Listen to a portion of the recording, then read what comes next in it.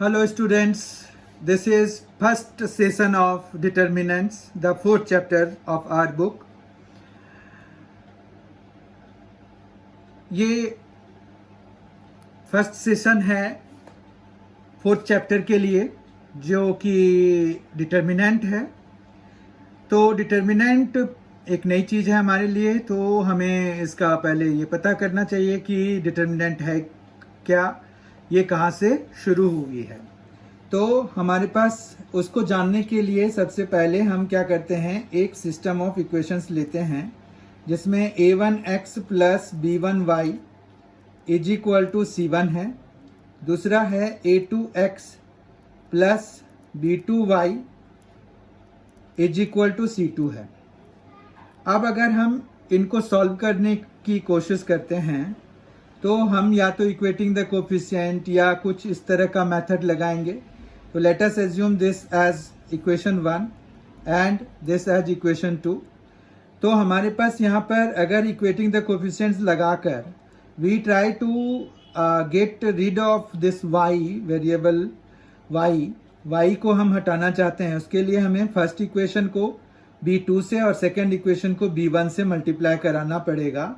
तो first equation को अगर हम b2 से मल्टीप्लाई करा देते हैं तो a1 b2x plus b1 b2y is equal to b2 c1 हो जाएगा। ये हमारा किसको मल्टीप्लाई कराने से आएगा, 1 को जब हम b2 से मल्टीप्लाई कराएंगे, ठीक है। फिर जब हमें यहाँ पर b1 से मल्टीप्लाई कराना है सेकेंड वाले को, तो b1 x प्लस यहाँ पर क्या हो जाएगा b1 b2 y हो जाएगा इज इक्वल टू ये हो जाएगा b1 c2। ये क्या हो गया 2 इंटू b1 हो जाएगा, ठीक है। इस तरह से हमारे पास यहाँ पर जब हम इनको माइनस कराएंगे तो यहाँ पर क्या आ जाएगा, ये आ जाएगा। तो ये माइनस करने से ये क्या हो गया, ये खत्म हो जाएगा, कैंसिल हो जाएगा। तो हमारे पास क्या आ गया a1 b2 minus a2 b1 हो गया, x is equal to b2 c1 minus b1 c2 हो गया, ठीक है।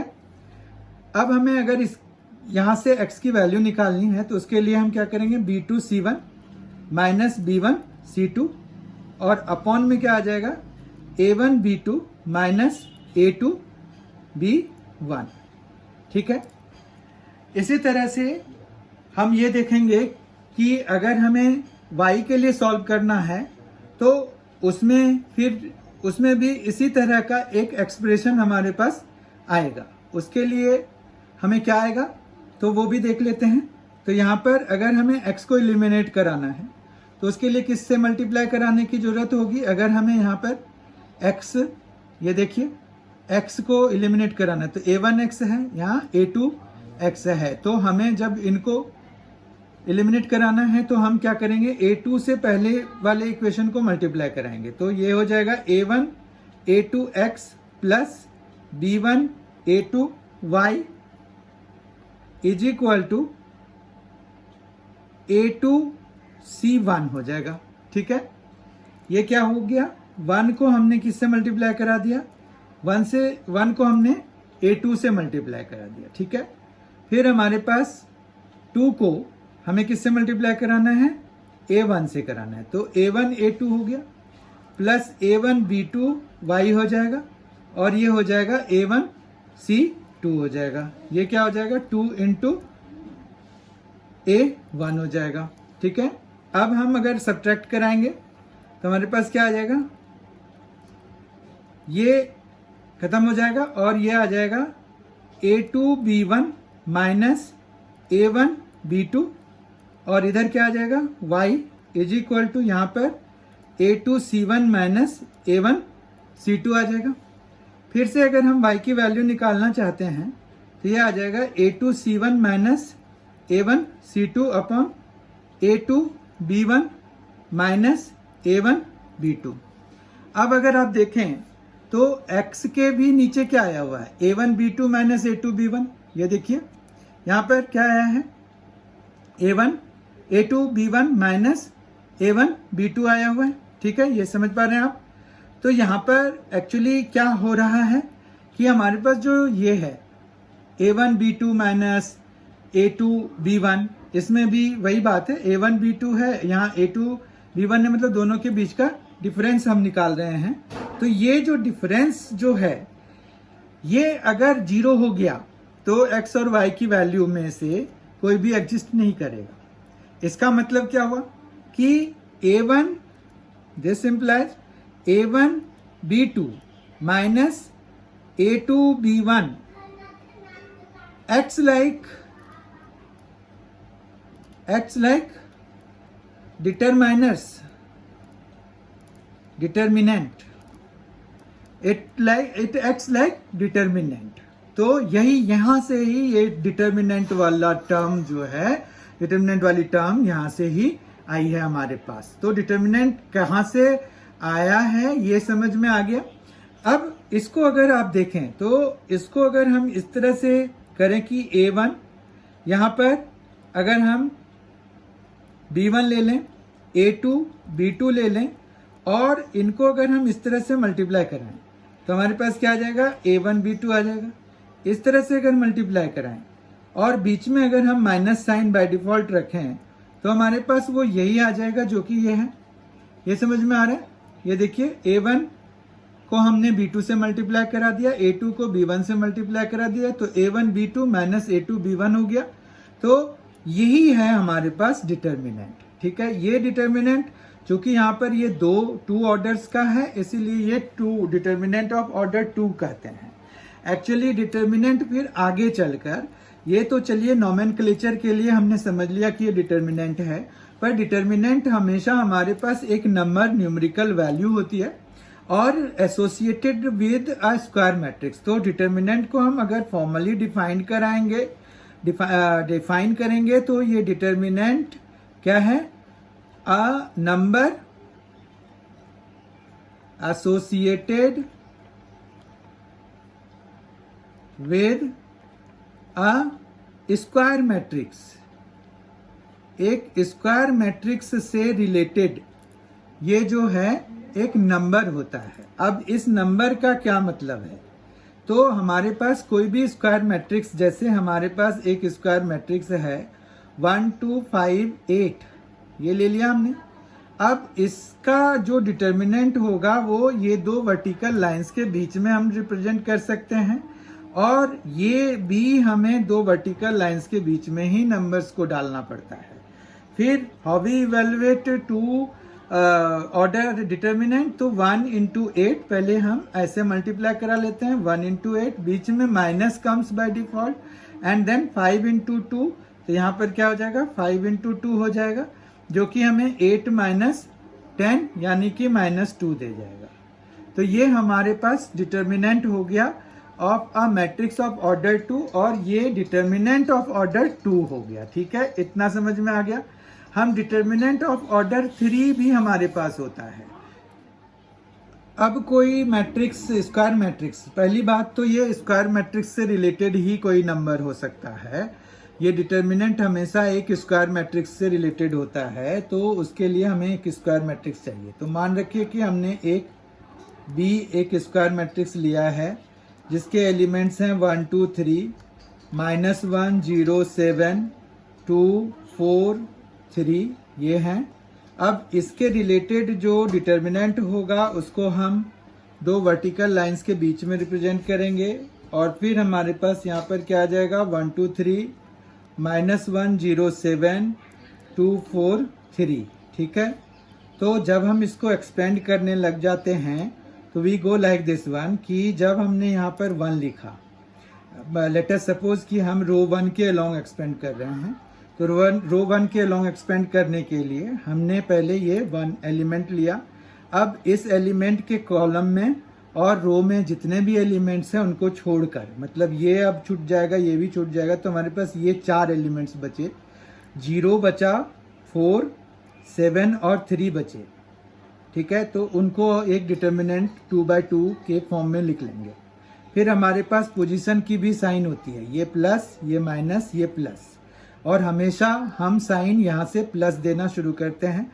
अगर हम कॉलम वाइज भी करते तो हमें इस तरह से करना होता, प्लस माइनस प्लस। अगर मान रखिए कि हम सेकेंड कॉलम के अलॉन्ग करेंगे तो माइनस पहले, फिर प्लस, फिर माइनस। थर्ड कॉलम के अलॉन्ग करेंगे तो प्लस माइनस प्लस, इस तरह से इनके पोजीशंस होते हैं। जबकि थर्ड रो के अलॉन्ग करेंगे तो ये देखिए प्लस माइनस प्लस, यानी कि इस वाले का पोजीशन क्या है, प्लस है। तो फिर अगर हम थर्ड रो के अलॉन्ग करेंगे तो प्लस माइनस प्लस, मतलब फर्स्ट रो वाला थर्ड रो पे भी रहेगा।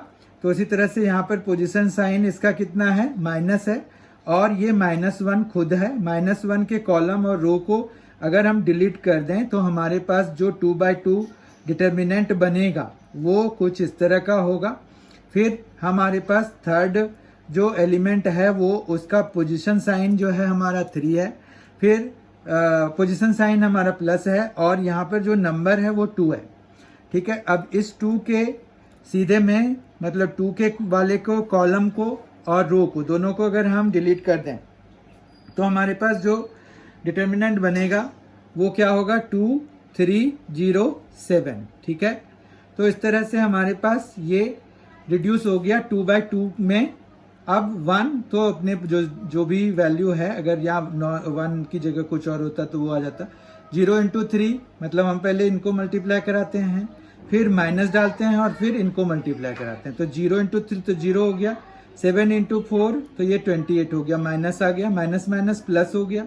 फिर यहाँ पर क्या आ जाएगा, 2 3 जा 6 आ जाएगा, फिर -4 3 जा 12 तो ये 12 आ जाएगा, +2 कर दिया, फिर यहाँ पर क्या आ जाएगा, 14 आ जाएगा, और -0 आ जाएगा। ठीक है, आप समझ पा रहे हैं, तो ये आ जाएगा। उसके बाद हमारे पास ये आ जाएगा -28, ये -6 हो गया, और ये +28 हो गया। इस तरह से इसकी वैल्यू कितनी आ गई, -6 आ गई। ये समझ में आ गया कि कैसे हम 3/3 डिटर्मिनेंट को, मतलब डिटर्मिनेंट ऑफ ऑर्डर 3 को हम कैसे एक्सपेंड करते हैं, और उसके रिलेटेड हमें कैसे एक एलिमेंट, कैसे एक नंबर मिलता है। डिटर्मिनेंट ऑफ ऑर्डर 3 को खोलने के लिए, उसकी वैल्यू निकालने के लिए हम एक और मेथड, जिसको कि साइरस डायग्राम बोलते हैं, उसका भी यूज करते हैं।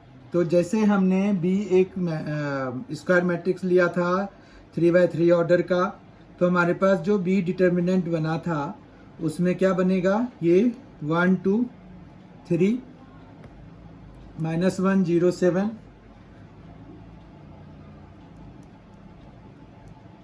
2 4 3, ये है। अब साइरस डायग्राम के हिसाब से हम इसको क्या करते हैं, साइरस डायग्राम के हिसाब से हम इसमें 1 2 3 -1 0 7 2 4 3, और फिर शुरू के 2 कॉलम्स, मतलब कॉलम 1 एंड कॉलम 2 को ऐसे ही लिख लेते हैं। ठीक है, फिर हम यहाँ पर ऐसे चलते हैं, बहुत ध्यान से देखिए, ये बहुत ध्यान से देखने की चीज़ है। ये 3 ग्रुप्स बन गए। इधर लोअर जो हमारे पास वो जो left column, upper left corner से हम लोअर राइट कॉर्नर तक जाते हैं, इस तरह से मूव करते हैं। तो हमारे पास 3-3 की एक ग्रुप बन रही है, 3-3 की 3 ग्रुप्स बन जाएंगी। तो ये आ गया 1 0 और 3, तो इनको आपस में मल्टीप्लाई कराना है। ठीक है, फिर इनको प्लस कराना है, दूसरे में -1 × 4 × 3 है, फिर तीसरे में हमारे पास क्या है, 2 2 7 है, तो 2 × 2 × 7 हो गया। फिर हमें क्या करना है, फिर हम इधर से जाएंगे, ये ऐसे, ठीक है, ये ऐसे और ये ऐसे। तो इस तरह से हमारे पास यहाँ पर अब माइनस होगा, फिर 3-3 की ग्रुप है, ये 3 0 2 बना, फिर प्लस कराएंगे 7 4 1, फिर प्लस कराएंगे, और एक तीसरा जो लास्ट ग्रुप है 3 × 2 × -1, 3 × 2 × -1, और फिर ये 1। एक्चुअली जो इनका आउटकम होगा हमारे पास, वो हमें सब्ट्रैक्ट कराना है शुरू में जो हमारे पास आउटकम आएगा। तो ये आ गया 0, ये 0 आ गया। उसके बाद जो है हमारे पास ये दूसरे वाले पे -4 × 3, तो -12 हो जाएगा। फिर हमारे पास ये 28 हो जाएगा। ठीक है, फिर यहाँ पर माइनस, ये तो 0 ही हो गया, प्लस 28 हो गया, और ये -6 हो गया। ठीक है बाप, अब अगर आप देखें तो यहाँ पर क्या आ गया, -12 प्लस 28 माइनस 28 प्लस 6। इस तरह से ये 28 कैंसिल हो गया, -12 प्लस 6 तो -6 आ गया। यही आपका पीछे भी आंसर आया था, -6 ही आया था। ये देखिए ये -6 आया हुआ है और अभी जो हमारे पास आंसर आया है वो भी -6 आया है। ठीक है, इस तरह से एक साइरस डायग्राम मेथड भी हमने सीख लिया, जो कि 3/3 जो स्क्वायर मैट्रिक्स है 3/3 उसका जो रिलेटेड डिटर्मिनेंट है, मतलब डिटर्मिनेंट ऑफ ऑर्डर 3 हम कह सकते हैं।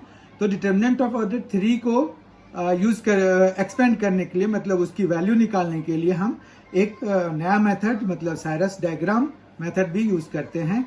Expansion of column, expansion along any column और एनी रो तो हमारे पास है ही, इसके अलावा ये मेथड है। ठीक है, तो आपको जो भी कंफर्टेबल लगे वो मेथड आप लगा करके 3/3 डिटर्मिनेंट की वैल्यू निकाल सकते हैं या डिटर्मिनेंट ऑफ ऑर्डर 3 की वैल्यू निकाल सकते हैं। आइए अब हम कुछ क्वेश्चंस देखते हैं। पहला क्वेश्चन है evaluate a + b 2b 2a a + b। इनको हमें इवेल्युएट कराना है, मतलब एक्सपेंड कराना है। इसके लिए बड़ा ही सिंपल क्वेश्चन है। तो हम क्या करेंगे, यहाँ पर इनको मल्टीप्लाई करेंगे आपस में। तो यहाँ पर क्या मिलेगा हमें, a + b, और मल्टीप्लाई कराना है उसको भी a + b से ही, बीच में माइनस साइन आ जाता है और फिर 2a × 2b हो जाता है। ठीक है, और किसी भी डिटर्मिनेंट को हम डेल्टा से रिप्रेजेंट करते हैं, तो हम इसको डेल्टा = लिख सकते हैं।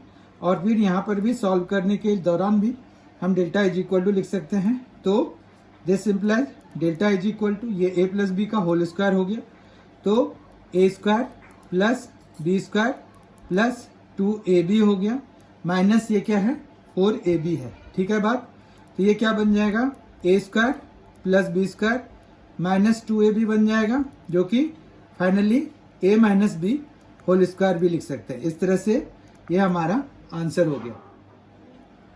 सेकेंड क्वेश्चन है find the value of x if। ये एक डिटर्मिनेंट इक्वेशन है, इसको बहुत ध्यान से देखिए। ये एक डिटर्मिनेंट इक्वेशन है, इसमें भी हम वही सारा प्रोसेस करते हैं इसको एक्सपेंड कराने के लिए। 2/2 ऑर्डर 2 डिटर्मिनेंट है ये, तो हम इसको x - 3 × x + 3 कराएंगे।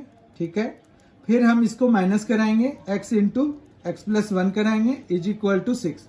इस तरह से हमारे पास एक क्वाड्रेटिक इक्वेशन मिल सकता है, या फिर एक लीनियर इक्वेशन मिलेगा, या जैसा भी इक्वेशन मिलेगा। लेट अस सी कौन सा इक्वेशन मिलना है।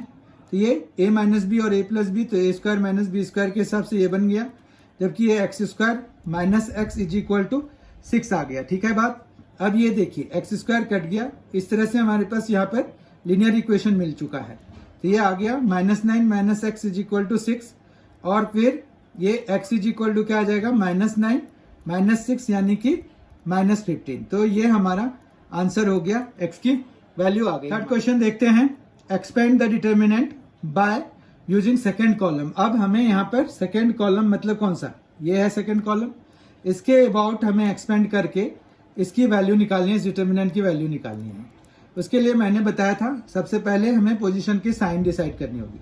उसके लिए हम पहले जो अपर लेफ्ट कॉर्नर है वहां से प्लस माइनस साइन देना शुरू करते हैं। तो ये प्लस फिर ये माइनस, अब इस तरह से अब इसी चीज को इसी ऑर्डर को कंटिन्यू करना है। ये माइनस है तो इसका अल्टरनेट प्लस फिर ये माइनस, यानी कि इस वाले का पोजीशन साइन माइनस है जबकि इसका प्लस होगा और इस वाले का माइनस होगा। तो आइए हम इसको एक्सपेंड करते हैं। तो हमारे पास यहाँ पर 2 आ जाएगा। अब 2 के कॉलम और रो में जितने भी एलिमेंट्स हैं उनको अगर हम डिलीट कर दें तो अच्छा, उसके पहले हमने अभी देखा कि हम इसको डेल्टा लिख सकते हैं। तो डेल्टा = हम यहाँ पर लिखेंगे तो रिफरेंसिंग में बड़ी आसानी हो जाती है। तो हम डेल्टा = से शुरू कर लेते हैं। तो यहाँ पर -2 भी आएगा, -2 आ गया। ठीक है, तो 2 को छोड़ के ये माइनस उसके पोजीशन की साइन है, जबकि यहाँ पर नंबर तो हमारा 2 ही है। 2 कॉलम वाले को छोड़ना है, रो को छोड़ना है, तो हमारे पास ये बचेगा 3 2 और 2 1। ठीक है, फिर हमारे पास इसका पोजीशन साइन 1 प्लस है और ये नंबर 1 है। फिर जब हम इसके रो और इसके कॉलम को छोड़ेंगे तो हमारे पास यहाँ पर 1 2 3 1 आ रहा है। ठीक है, तो 1 2 3 1 आ गया हमारे पास। फिर इसकी पोजीशन साइन माइनस है और ये नंबर 3 है। फिर 3 के कॉलम और रो को अगर छोड़ेंगे तो 1 3 और 3 2 आ रहा है, तो ठीक है 1 3 और 3 2 आ रहा है।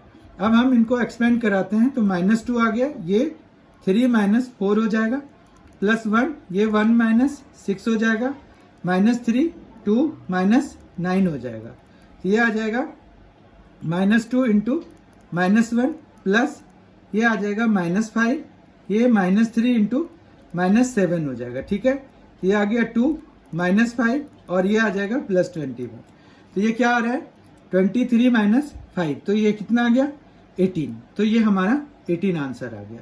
ये हम किसी भी रो या किसी भी कॉलम के अलोंग जब हम डिटर्मिनेंट को एक्सपेंड करते हैं तो हमें सेम ही वैल्यू मिलती है इरिस्पेक्टिव ऑफ द कॉलम और row we are going to get the same determinant. This will be studied as a property, जो कि हम नेक्स्ट सेशन में प्रॉपर्टीज ऑफ डिटर्मिनेंट जब हम कर रहे होंगे तो उसमें हम इसको डिटेल में डिस्कस करेंगे कि हमारे पास मतलब किसी भी कॉलम या किसी भी रो के अलोंग एक्सपेंड करके हम डिटर्मिनेंट की वैल्यू सेम निकाल सकते हैं।